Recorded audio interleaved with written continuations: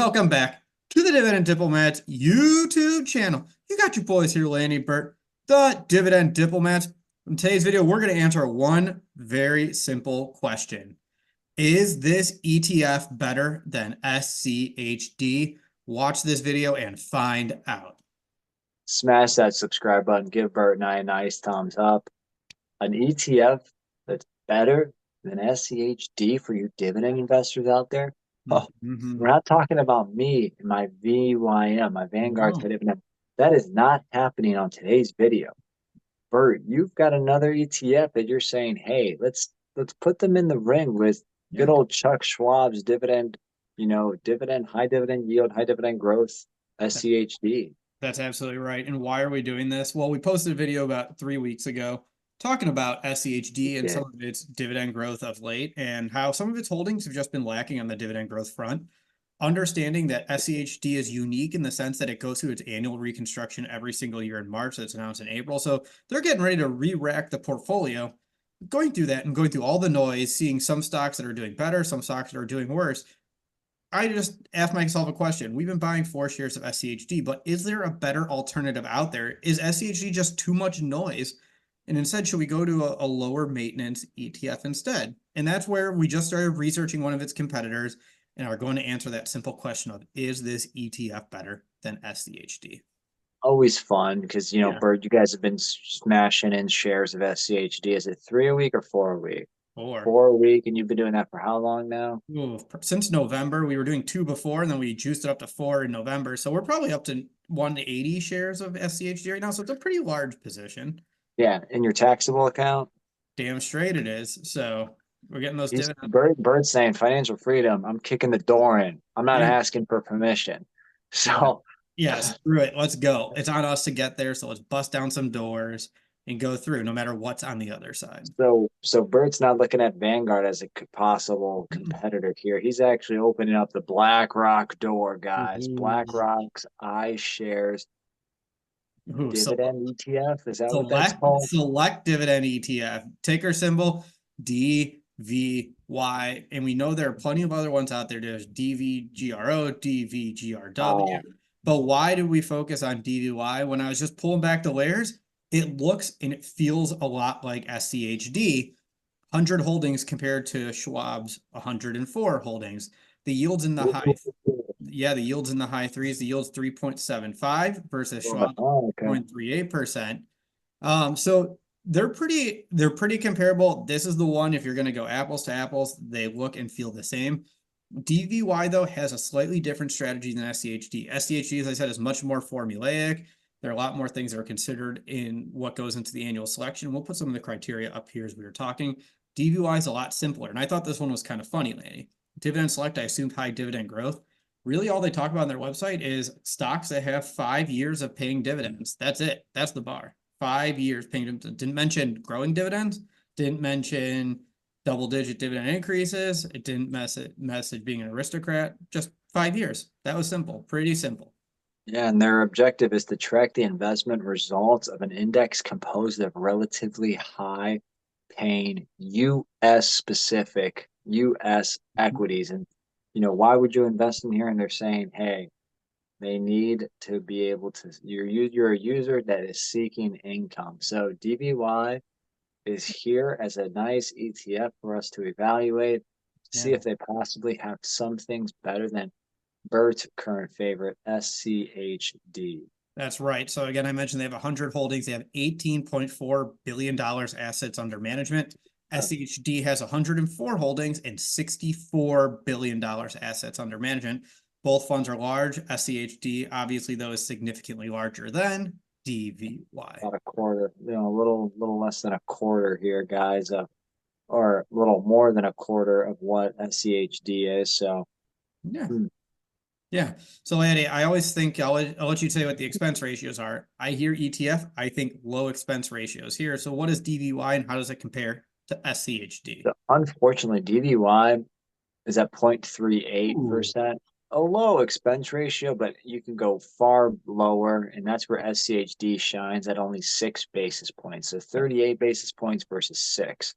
So over 6 times higher than SCHD. Yeah, that does feel high, especially with SCHD and what VYM's 3 basis, or is it 3 or 6 I think basis it's still points? 6. I think it's Okay, still 6. so it's still 6 basis points, As but we're talking, I'll fact check that. yeah, so DVY again is higher from that standpoint. Yeah, So 6 basis points for VYM. okay, so interestingly, let's peel back a little bit more. We talked about how they each have large assets under management. Let's look at their top 10 holdings. This is what I thought was funny here. DVY, I'm going to go through their top 10. IBM at 2.37%, Verizon 2.30%, Altria at 2.27%, ticker symbol OKE. I forgot to put the names. I can never remember who OKE is, but they're 2.1%. Seagate STX at 2.04%, Prudential 1.85%. Oh, FNF. This is really testing me. That's Fidelity National something. I can't think of what it is, or something. They're 1.79%. Another one at 1.71%. LYB at 1.68%. And packaging materials 1.54%. So interestingly, their top 10 is just under 20% of their portfolio. So it's pretty spread even here for DVY. Yeah, Fidelity National, the title company, not Fidelity Brokerage. Yeah, I knew the brokerage wasn't public. I just knew it was Fidelity National. I had no idea what they actually do, though. But, STX, Seagate, that's not a name you typically see. And, I know I evaluated STX some odd years ago. You probably remember that, Bert. Yeah, no, I do remember that. And it's not one that we've seen in the tech sector. I also think it's interesting. Sure. I think it's funny that IBM is their largest one. That's hilarious to me. But number 2, number 3 are Verizon and Altria, which offer obviously higher yields and less growth. So they really seem to be stacking on some of those high yields, less growth compared to SCHD and VYM, which have higher blends in the other direction. Yeah, I mean, even with LYB, Prudential, I think those are typically higher yielding stocks as well.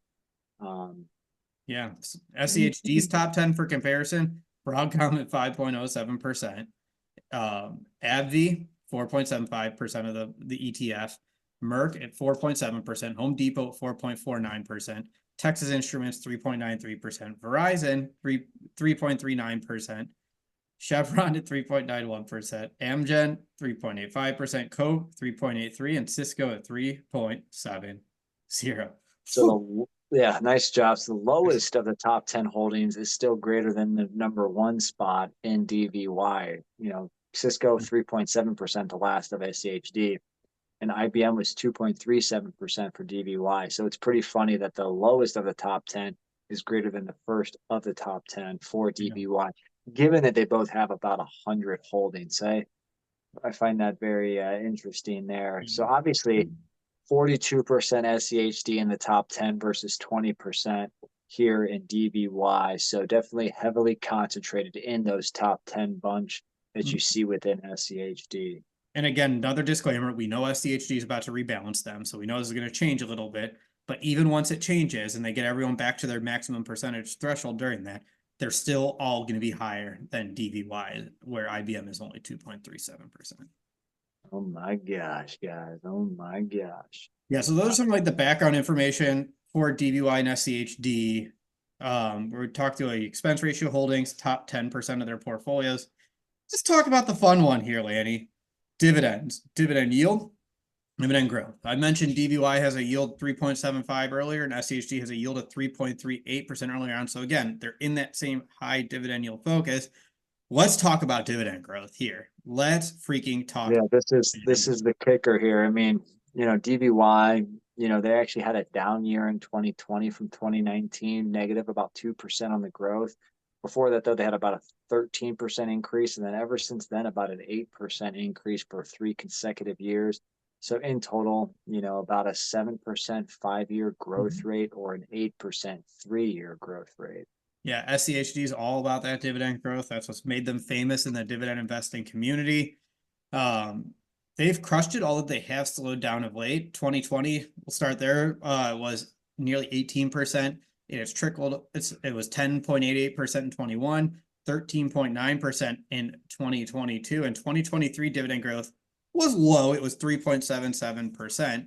So they slowed down a little bit. We're excited to see where 2024 kicks off, although I'm not optimistic based on that one video where everyone yelled at me about it. So SCHD's 3-year dividend growth rate is 9.51%, and their 5-year dividend growth rate is 13.2%. Obviously, bigger picture, always a higher growth rate with SCHD. So yeah, I agree. We'll have to see if 2023 was just an anomaly year, kind of a one-off year for SCHD. Similar DVY, it looked like that 2020 negative year was probably a one-off year for them as well. Which, if AT&T is one of their top holdings, I wonder why that one dropped. But I'm just kidding, or I'm not kidding. But overall, both have strong dividend growth. I kind of want to just harp on that, albeit SCHD definitely dominates the dividend growth. Again, 1.2% higher on the 3-year and then 6% higher on the 5-year. Yeah, so let's look at performance here. Let's round this out. Year-to-date DVY is 0.69%, 1 year is 5.98%, and the 5-year performance is 22.80% for DVY. How does that stack up with SCHD? It's definitely it makes me go, huh? Because usually VYM is usually the slower returner, but surprisingly they crushed DVY. But so, yeah, I mean, SCHD is 2.44% year to date, 11.42% in the last 52 weeks, and 52% return in the last 5 years. So SCHD has dominated the market value returns for sure. Yeah, so we'll put a chart up here with just some of the stuff we've summarized. We entered this video asking a very simple question. Is DVY a better ETF than SCHD? What do you think, Bert? No. I'm just going to be simple. No. Yeah. Lanny, what's your gut reaction? Then I can give a little bit more for why. I would have to agree. It just seems like SCHD has been managed better from a total return picture standpoint, not just focused on having a higher yield. Because as we all know, chasing yield doesn't usually, lead to better results. Just go talk to the Walgreens shareholders, aka 2 of us here on this channel. Just kidding. No, you're not wrong. But so, I would say SCHD seems to be the better ETF. And then you got the expense ratio that kind of knocks it out of the park. Yeah, I agree. And I'll just add to it higher expense ratio, lower dividend growth, and lower performance.